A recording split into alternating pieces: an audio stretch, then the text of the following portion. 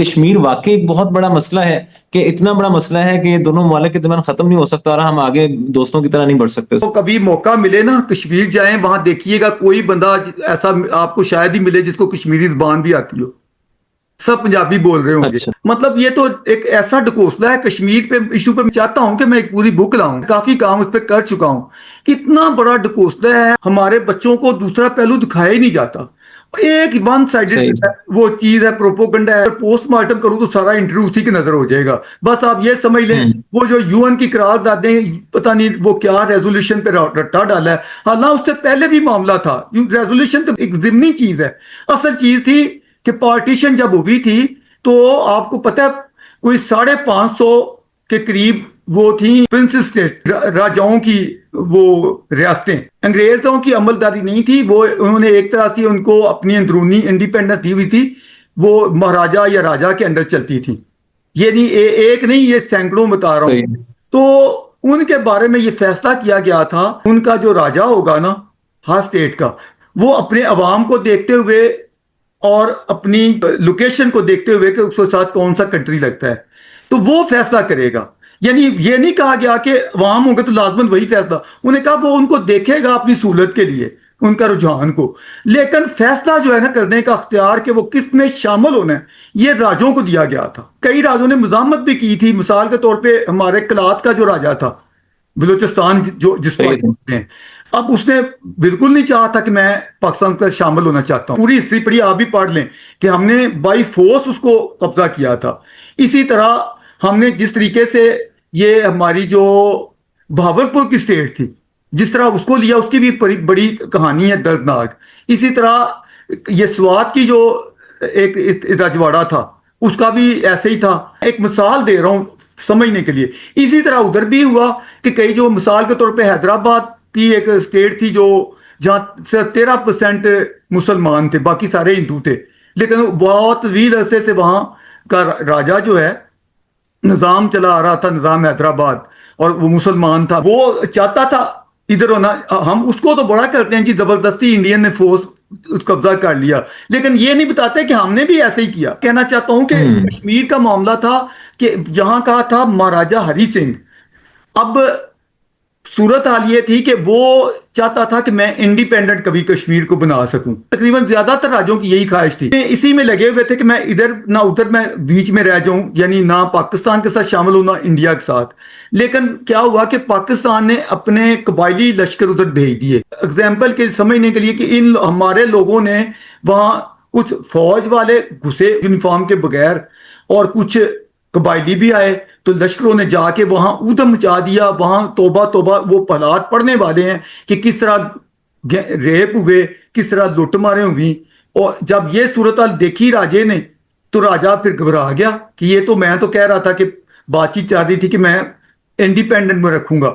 جب یہ زبردستی قبضہ ہونے لگا تو اس نے فوری طور پہ لارڈ ماؤنٹ بیٹن تھے اور پنڈت نہرو پرائم منسٹر تھے، ان سے رابطہ کیا کہ میری مدد کرو، مجھے بچاؤ ان سے. انہوں نے کہا بھائی ہم کیسے بچا سکتے ہیں، آپ تو انڈیپینڈنٹ رہنا چاہتے تھے. انہوں نے کہا مجھے یہ زبردستی کھا جائیں گے تو میں لکھے دیتا ہوں آپ کو کہ یہ میں الحاق کر رہا ہوں انڈیا کے ساتھ. انہوں نے کہا ہاں اگر یہ الحاق کرتے ہو تو پھر ہم جسٹیفائی بونا فائڈلی ہم اپنی فورسز وہاں بھیج سکتے ہیں. تو اب یہ ساری سٹوری آپ کو بیان کروں، کیا ہمارے سلیبس میں پڑھائی جاتی ہے. یہ کشمیر کہہ کے اور اتنا نفرت کا پروپوگنڈا ہم نے بنایا ہوا ہے، کشمیر ہمارے پہ قبضہ ہو گیا. کشمیر زیادہ یہی بڑی بات ہے جی. میجارٹی خطہ ہمارا جو ہے نا وہ انڈیا میں ہے، مسلم میجارٹی. اب سوال یہ ہے کہ کیا مسلمان وہاں نہیں رہتے ہیں؟ یا تو یہ ہونا ہوتا نا کہ انڈیا میں جی مسلمان ہیں ہی کوئی نہیں، سارے مسلمان یہاں آ گئے، یہ کیوں رہے ہیں؟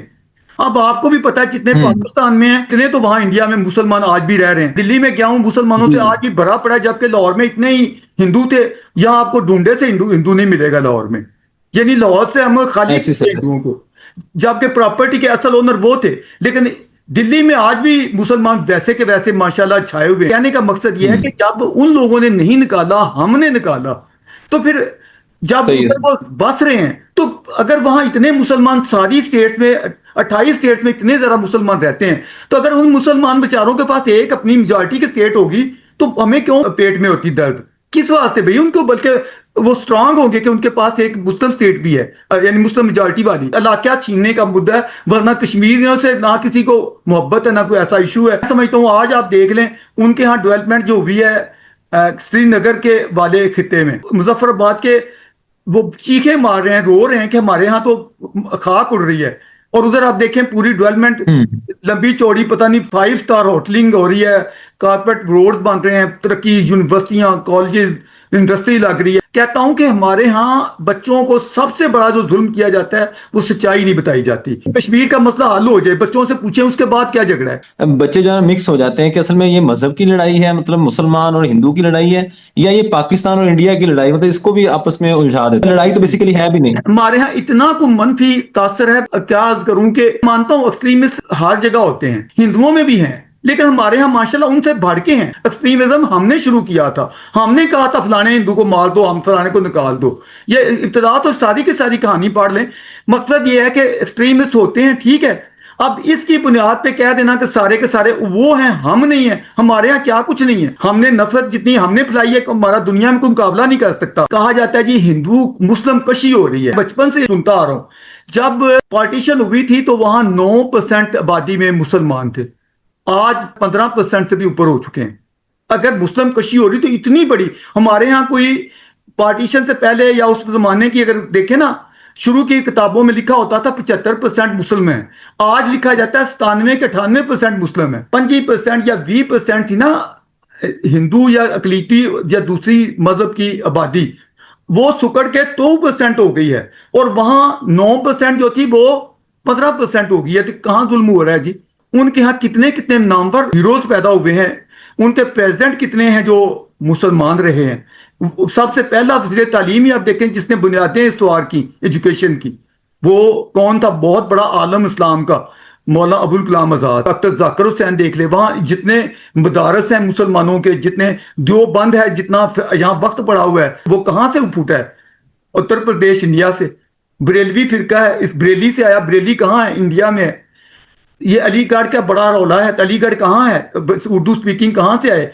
ये उधर से आए। सारी मुसलमानी की सारी बुनियादें जड़ें आज भी वहां हैं। ये शाहरुख खान का नाम तो सुना होगा आपने, इतने इतने वहां फिल्मों पे नंबर 1 है बुद्धत से। इससे पहले हमारे वो भी दिलीप कुमार, वो भी एक मुसलमान ही थे। हमारे यहाँ ऐसे बताया जाता है, बिल्कुल हकीकत नहीं है। हैदराबाद दक्कन क्या, वहां का नवाब खानदान का नौजवान आया खुद से खरीदने के लिए, साथ उसके बॉडीगार्ड थे, लाओ लश्कर था, ऐसे जैसे कोई शाही काफिला जा रहा है।